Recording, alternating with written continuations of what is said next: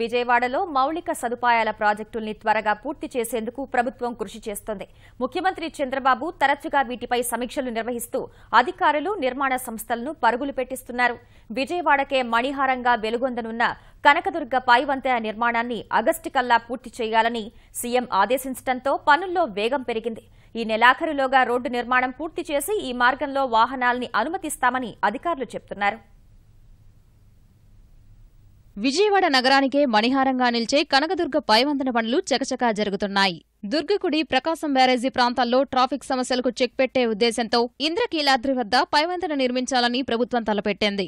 హైదరాబాద్ నుంచి విజయవాడకు వచ్చే మార్గంలో భవానీపురం వద్ద ఈ పైవంతెన ప్రారంభమవుతోంది. అక్కడి నుంచి కుమ్మరిపాలెం కూడలి, కనకదుర్గ గుడి, నగరపాలక సంస్థ కార్యాలయం మీదుగా రాజీవ్ పార్క్ వరకు పైవంతెన నిర్మిస్తున్నారు.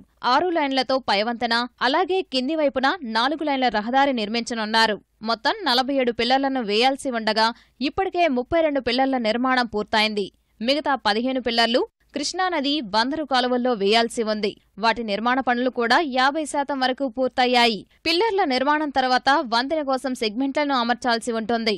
ఇప్పటికే సెగ్మెంట్ల అచ్చుపోసే పని మొదలైంది. వాటిని తీసుకొచ్చి పిల్లర్ల మధ్యలో అనుసంధానించే ప్రక్రియను అతి త్వరలోనే ప్రారంభించనున్నారు.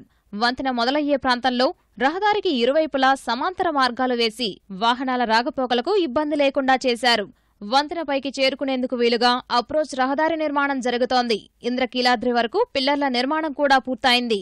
త్వరలోనే కాంట్రాక్టర్ కూడా దాదాపు రోజుకు 1000 మంది అక్కడ పనిచేస్తున్నారు. మిషనరీ అంతా కూడా పనిచేస్తూ ఉంది.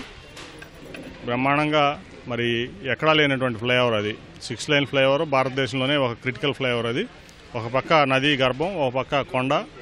మరి ఇన్ని ఇబ్బందులతో మరి ముఖ్యమంత్రి గారు అట్లాగే కేంద్ర ప్రభుత్వ నిధులతో జరుగుతున్నటువంటి కార్యక్రమం ఒకసారి పూర్తయితే దాదాపు 50-60 ఏళ్లు కూడా ట్రాఫిక్ సమస్య లేనటువంటి విధంగా కూడా దాన్ని ప్లాన్ చేయడం జరిగింది.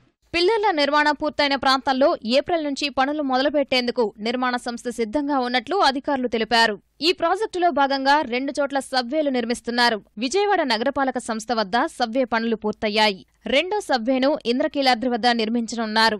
2 వారాల్లో ఇక్కడ సబ్వే నిర్మాణం జరగనుంది. దుర్గగుడి వద్ద రోడ్డు కోసం నిర్మిస్తున్న వంతెనను నెలాఖరులో పూర్తి చేసి వినియోగంలోనికి తేనున్నట్లు అధికారులు తెలిపారు. మార్చి 25 లోపల పార్ బ్రిడ్జ్ ని ఓపెన్ చేయడానికి, ఇనాగ్రేట్ చేయడానికి ప్లాన్ చేస్తున్నాము. ఇది అయిపోయిన తర్వాత ఆగస్టు 15 లోపల ఖచ్చితంగా వచ్చేసి కనకదుర్గ ఫ్లైఓవర్ ని కంప్లీట్ చేయాలని చెప్పేసి గౌరవ ముఖ్యమంత్రి వర్యులు ఆదేశాలు ఇవ్వడం జరిగింది. అది మాత్రం కాకుండా ఆ ఫ్లైఓవర్ ని కూడా ఒక మంచి అందంగా, ఒక ఆర్టిస్టిక్ ఎస్థెటికల్ పాయింట్ ఆఫ్ వ్యూలో ఆ బ్రిడ్జ్ ని డిజైన్ చేయాలని చెప్పేసి చెప్పడం జరిగింది. వాస్తవానికి కృష్ణా పుష్కరాల సమయానికే పైవంతెన పూర్తి చేయాలని ప్రభుత్వం భావించింది. నిర్మాణంలో ఉన్న సంక్లిష్టతల వల్ల గడువు పొడిగించారు. బెజవాడ దుర్గగుడి వద్ద ట్రాఫిక్ కష్టాలు ఈనాటి కావు. ఇక్కడ ఫ్లైఓవర్ నిర్మించాలన్న డిమాండ్ స్థానికుల నుంచి చాలా కాలం నుంచి వినిపిస్తున్న గత పాలకులు అది అసాధ్యమని కొట్టిపాడేశారు. కానీ ముఖ్యమంత్రి చంద్రబాబు నాయుడు ఆసాధ్యాన్ని సుసాధ్యం చేసే దిశగా ఇక్కడ పైవంతెన నిర్మాణానికి సంకల్పించారు. 2.5 కిలోమీటర్ల పైగా సాగేటువంటి ఈ పైవంతెన కుమ్మరిపాలెం నుంచి ప్రారంభమై రాజీవ్ గాంధీ చిల్డ్రన్ పార్క్స్ వద్ద కిందకు దిగుతుంది. మధ్యలో విజయవాడ నగరపాలక సంస్థ వద్ద 2 సబ్వేల నిర్మాణం కూడా ఇప్పటికే పూర్తి చేశారు. ఆగస్టులోగా పనులు పూర్తి చేయాలని ప్రభుత్వం గడువు నిర్దేశించింది.